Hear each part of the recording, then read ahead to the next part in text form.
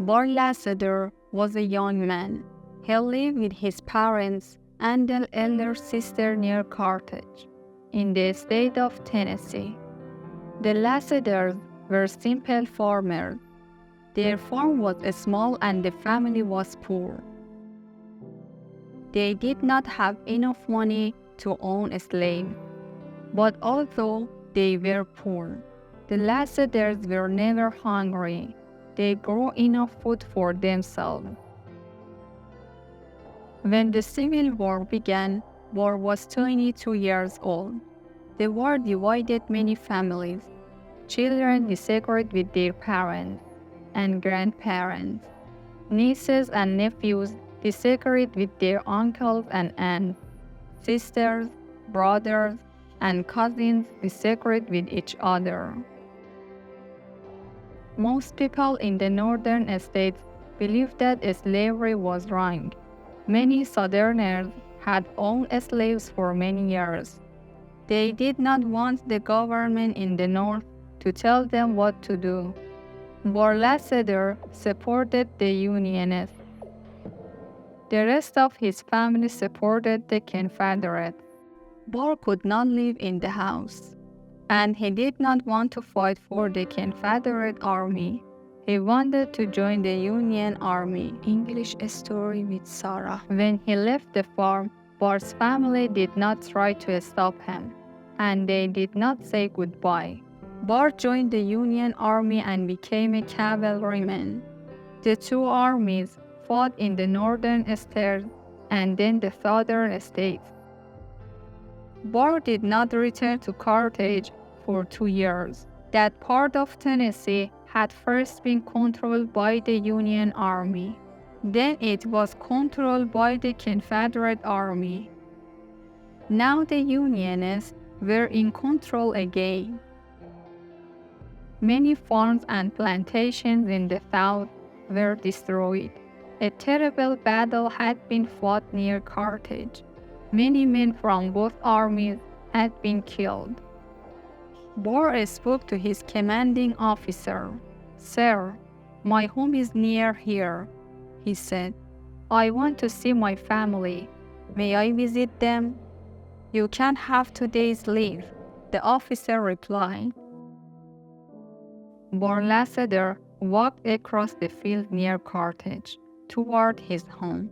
It was late in the afternoon when the young man reached his family's farm. The shadows were becoming longer and darker. Before he reached the farmhouse, the sun had set. "Will my family welcome me?" he asked himself. "I've been away for 2 years. Have they changed their mind about the war?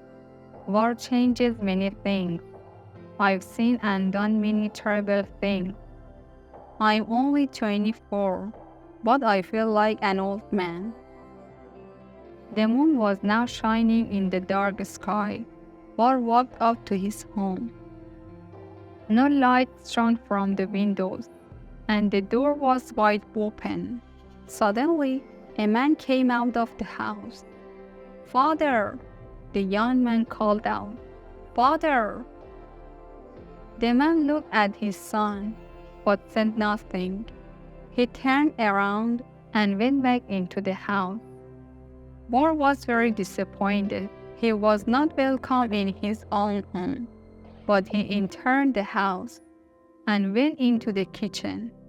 His mother was sitting by the fireplace. No fire was lit and no food was cooking.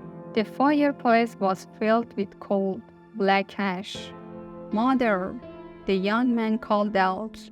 "Mother!" She looked at him, but she did not speak. Barr moved closer. He wanted to put his hand on his mother's shoulder. Then suddenly, Barr's sister came into the room. She looked at her brother, but said nothing. She turned around and left. Barr turned back to his mother, but she had left the room too. His family did not want him there. Barr walked to the front door and looked outside. The moonlight shone on the garden. The long grass moved slowly backward and forward. It looked as if it was moving underwater. The wind blew and the trees and their black shadows moved. It was a sad and a strange scene. Barr felt tears on his face. He walked back to the army camp. English story with Sara. Barr was tired when he awoke the next day. He had not slept well. He had dreamed a strange dream. Did I walk home? He asked himself. Or did I dream about my walk to Carthage? Did my family turn away from me? I'm not sure. I must go back to the farm. He had not walked far when he met his friend Bushrod Albro. Barr had known Bushrod for many years. They had attended the same school. I'm going home, said the cavalryman. I'm going to visit my family. Bushrod looked quickly at Barr, but said nothing. Barr did not notice his friend's silence. He continued talking. I know that my family haven't changed their minds, he said. But there have been changes, Bushrod said. I'll go with you. We can talk as we go. Bushrod did not talk on the journey. He was silent until they reached the farm. Instead of a farmhouse, the two friends found only broken walls that had been burned by fire. All the doors, windows, and furniture had burned. They had become black ash. Barr stared in astonishment. I didn't know how to tell you the truth, said Bushrod. A year ago, there was a battle here. Your house was hit by Yankee shell. There was a fire. And my family, where are they? They're in heaven, I hope, replied Bushrod. They were all killed when the house was destroyed.